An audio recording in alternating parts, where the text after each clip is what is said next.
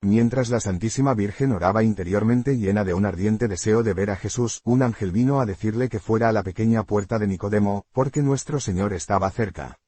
El corazón de María se inundó de gozo, se envolvió en su manto y se fue, dejando allí a las santas mujeres sin decir nada a nadie.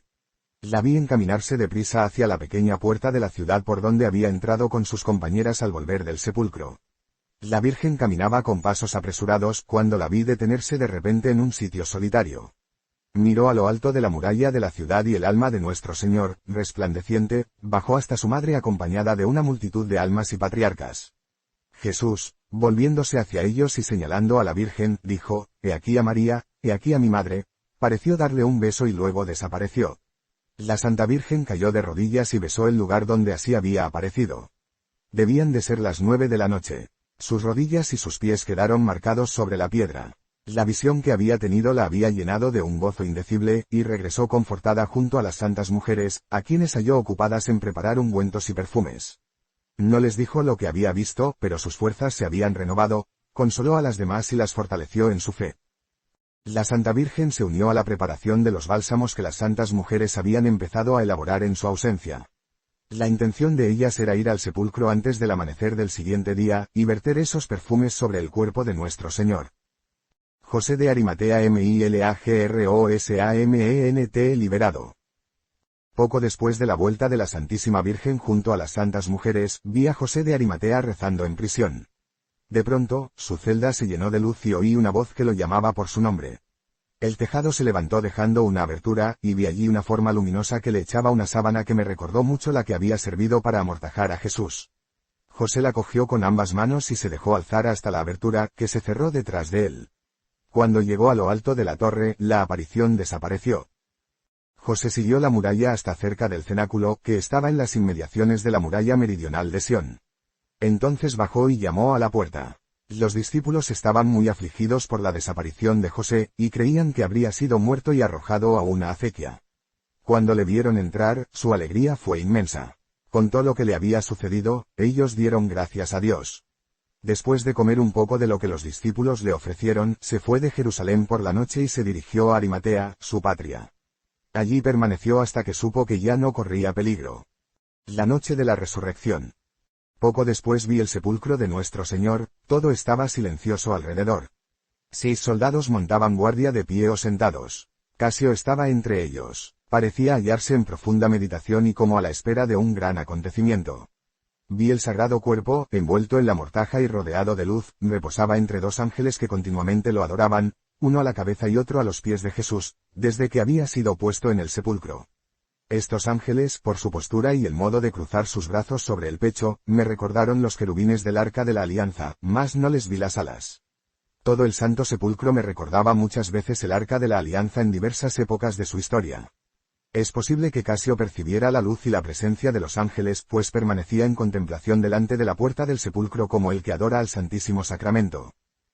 A continuación, vi el alma de nuestro Señor, acompañada de las almas de los patriarcas, entrar en el sepulcro a través de la piedra, y mostrarles todas las heridas de su sagrado cuerpo.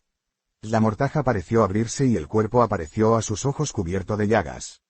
Era como si la divinidad que habitaba en él hubiese mostrado a esas almas de un modo misterioso toda la esencia de su martirio. Me pareció que su cuerpo mortal se hacía transparente y se podía ver hasta el fondo de sus heridas. Las almas que lo acompañaban estaban sobrecogidas y llenas de tristeza y de una ardiente compasión. Enseguida tuve una misteriosa visión que no puedo explicar ni describir claramente. Me pareció que el alma de Jesús, sin estar todavía completamente unida a su cuerpo, salía del sepulcro en él y con él. Me pareció ver a los 2 ángeles en adoración a ambos extremos del sepulcro, levantar el sagrado cuerpo, desnudo, cubierto de heridas, e irse hacia el cielo atravesando la piedra de la entrada. Me pareció que Jesús presentaba su cuerpo, marcado con los estigmas de la pasión, ante su Padre Celestial, sentado en un trono, en medio de los coros innumerables de ángeles prosternados. En ese momento, en el sepulcro, la roca fue violentamente sacudida, 4 de los guardias habían ido a por algo a la ciudad, pero los 3 que habían quedado de guardia, cayeron al suelo casi sin conocimiento. Lo atribuyeron a un temblor de tierra, pero Casio, que presentía que iba a ocurrir algo portentoso, estaba sobrecogido. Sin embargo, se quedó en su sitio, esperando lo que tuviera que venir. Mientras tanto, los soldados ausentes volvieron. Vi de nuevo a las santas mujeres que habían acabado de preparar sus perfumes y se habían retirado a sus celdas. Sin embargo, no se acostaron para dormir, simplemente se recostaron sobre los cobertores enrollados. Querían ir al sepulcro antes de amanecer, porque temían a los enemigos de Jesús. Pero la Santísima Virgen, animada de un nuevo valor desde que se le había aparecido su hijo, las tranquilizó diciéndoles que podían reposar e ir al sepulcro sin temor, porque ningún mal iba a sucederles y entonces ellas se tranquilizaron un poco. En ese mismo instante me pareció que una forma monstruosa, con cola de serpiente y una cabeza de dragón, salía de la tierra debajo de la peña, y que se levantaba contra Jesús. Creo que también tenía una cabeza humana. Vi que en la mano del resucitado ondeaba un estandarte. Jesús pisó la cabeza del dragón y le pegó 3 golpes en la cola con el palo de su bandera. Desapareció primero el cuerpo, después la cabeza del dragón y quedó solo la cabeza humana. Yo había visto muchas veces esta misma visión antes de la resurrección y una serpiente igual a la que estaba emboscada, en la concepción de Jesús. Me recordó también la serpiente del paraíso, pero esta todavía era más horrorosa. Creo que era una alegoría de la profecía, el hijo de la mujer romperá la cabeza de la serpiente, y me pareció un símbolo de la victoria sobre la muerte, pues cuando nuestro Señor aplastó la cabeza del dragón, ya no vi el sepulcro. Jesús, resplandeciente, se elevó por medio de la peña. La tierra tembló, uno de los ángeles guerreros se precipitó del cielo al sepulcro como un rayo, apartó la piedra que cubría la entrada y se sentó sobre ella.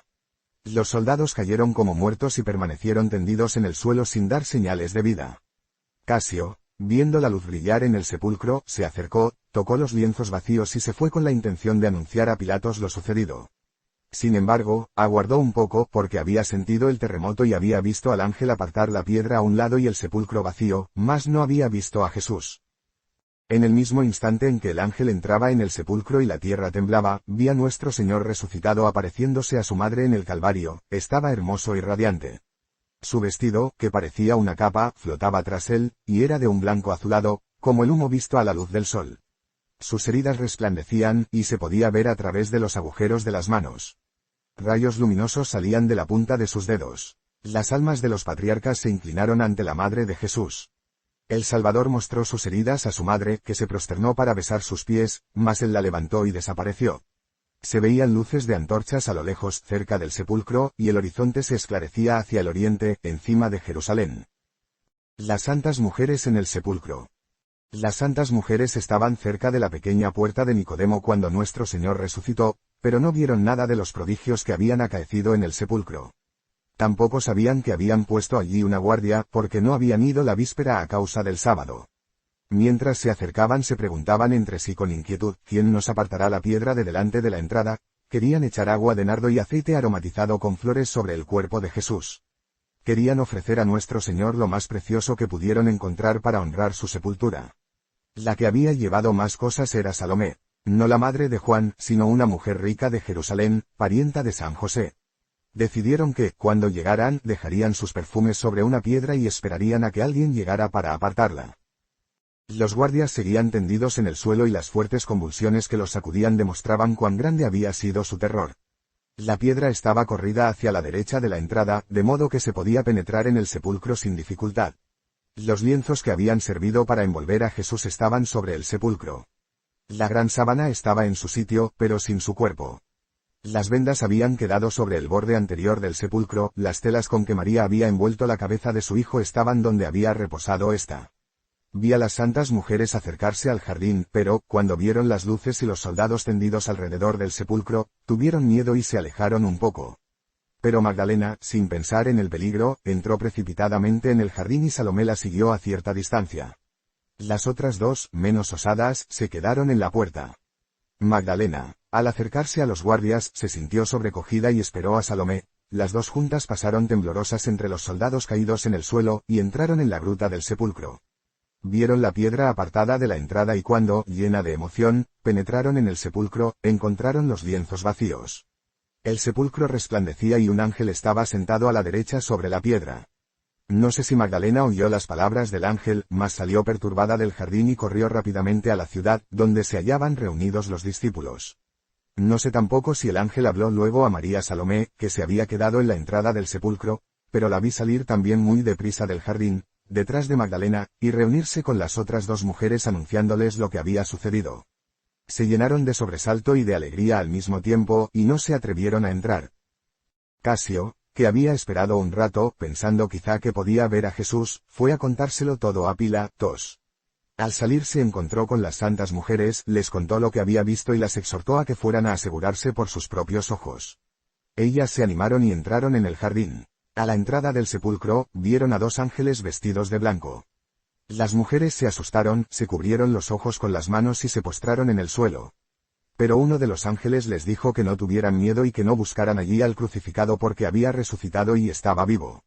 Les mostró el sudario vacío y las mandó decir a los discípulos lo que habían visto y oído, añadiendo que Jesús les precedería en Galilea y que recordaran sus palabras: el Hijo del Hombre será entregado a manos de los pecadores, que lo crucificarán, pero él resucitará al tercer día. Entonces los ángeles desaparecieron. Las santas mujeres, temblando, pero llenas de gozo, se volvieron hacia la ciudad. Estaban sobrecogidas y emocionadas, no se apresuraban sino que se paraban de vez en cuando para mirar si veían a nuestro Señor, o si Magdalena volvía. Mientras tanto, Magdalena había llegado ya al cenáculo, estaba fuera de sí y llamó a la puerta con fuerza. Algunos discípulos estaban todavía acostados. Pedro y Juan le abrieron. Magdalena les dijo desde fuera: se han llevado el cuerpo de nuestro Señor y no sabemos a dónde lo han llevado. Después de estas palabras se volvió corriendo al jardín. Pedro y Juan entraron alarmados en la casa y dijeron algunas palabras a los otros discípulos. Después la siguieron corriendo. Juan iba más deprisa que Pedro. Magdalena entró en el jardín y se dirigió al sepulcro. Llegaba trastornada por su viaje y su dolor, cubierta de rocío, con el manto caído y sus hombros y largos cabellos sueltos y descubiertos. Como estaba sola, no se atrevió a bajar a la gruta, y se detuvo un instante en la entrada. Se arrodilló para mirar dentro del sepulcro desde allí y, al echar hacia atrás sus cabellos, que le caían sobre la cara, vio 2 ángeles vestidos de blanco sentados a ambos extremos del sepulcro, y oyó la voz de uno de ellos que decía: «Mujer, ¿por qué lloras?». Y ella gritó en medio de su dolor, pues no repetía más que una cosa y no tenía más que un pensamiento al saber que el cuerpo de Jesús no estaba allí: «Se han llevado a mi Señor y no sé dónde lo han puesto». Después de estas palabras, se levantó y se puso a buscar frenéticamente aquí y allá. Le parecía que iba a encontrar a Jesús, presentía confusamente que estaba cerca de ella y la aparición de los ángeles no podía distraerla de ese pensamiento. Parecía que no se diera cuenta de que eran ángeles y no podía pensar más que en Jesús. Jesús no está allí. ¿Dónde está Jesús? La vi moverse de un lado a otro como una persona que ha perdido la razón. El cabello le caía por ambos lados sobre la cara, se lo recogió con las manos, echándolo hacia atrás, y entonces, a 10 pasos del sepulcro, hacia el oriente, en el sitio donde el jardín sube hacia la ciudad, vio aparecer una figura vestida de blanco, entre los arbustos, a la luz del crepúsculo, y corriendo hacia él oyó que le dirigía estas palabras: «Mujer, ¿por qué lloras?». Ella creyó que era el jardinero y, en efecto, el que hablaba tenía una azada en la mano y sobre la cabeza un sombrero ancho que parecía hecho de corteza de árbol. Yo había visto bajo esta forma al jardinero de la parábola que Jesús había contado a las santas mujeres en Betania, poco antes de su pasión. No resplandecía sino que era simplemente como un hombre vestido de blanco visto a la luz del crepúsculo. El hombre le hizo una nueva pregunta: «¿Por qué lloras?». Y entonces ella, en medio de sus lágrimas, respondió: «Porque han llevado a mi Señor y no sé a dónde». «Si lo has visto, dime dónde está y yo iré por él». Y volvió a dirigir la vista frenéticamente a su alrededor. Entonces Jesús le dijo con su voz de siempre: «Magdalena», y ella, reconociendo su voz y olvidando crucifixión, muerte y sepultura, como si siguiera vivo, dijo volviéndose de golpe hacia él: «Rabí», y se postró de rodillas ante él, extendiendo sus brazos hacia los pies de Jesús. Mas él, deteniéndola, le dijo: «No me toques, pues aún no he subido hasta mi Padre. Ve a decirles a mis hermanos que subo hacia mi Padre y vuestro Padre, hacia mi Dios y el vuestro». Y desapareció. Jesús le dijo: «No me toques», a causa de la impetuosidad de ella, que pensaba que él vivía la misma vida de antes. En cuanto a las palabras «aún no he subido a mi Padre», quería expresar que aún no había dado las gracias por la obra de la redención a su Padre, a quien pertenecen las primicias de la alegría. En cambio ella, en el ímpetu de su amor, ni siquiera se daba cuenta de las cosas grandes que habían pasado, y lo único que quería era poderle besar, como antes, los pies. Después de un momento de perturbación, Magdalena se levantó y corrió otra vez al sepulcro. Allí vio de nuevo a los ángeles que le repitieron las palabras que habían dicho a las otras mujeres.